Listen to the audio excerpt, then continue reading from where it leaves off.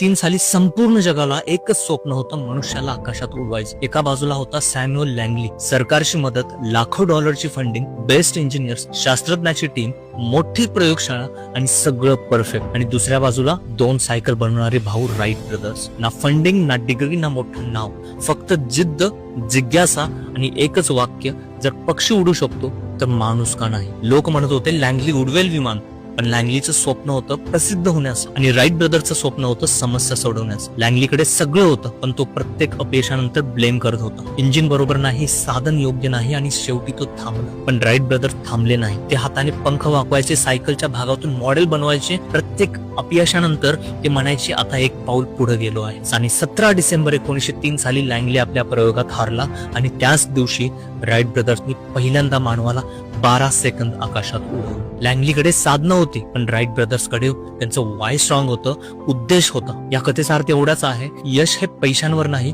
तर का करायचं या कारणावर ठरतं. ज्याचं स्वप्न फक्त प्रसिद्ध होणं असतं तो थांबतो जेव्हा अडथळा आहे, पण ज्याचं स्वप्न काहीतरी बदल घडवणं असताना तो शेवटपर्यंत लढतो आणि जिंकतो. म्हणून लक्षात ठेव, तुझ्याकडे रिसोर्सेस नसतील पण तुझ्याकडे रिझन असेल तर जग तुला थांबवू शकत नाही. तर ही गोष्ट तुझ्या मनाला भेटली असेल तर मला कमेंट मध्ये सांग आणि ह्या रीलला नक्की सेव्ह करून ठेव, कारण तुला रोज आठवेल साधन नाही तर जिद्दच आकाशात उडवते.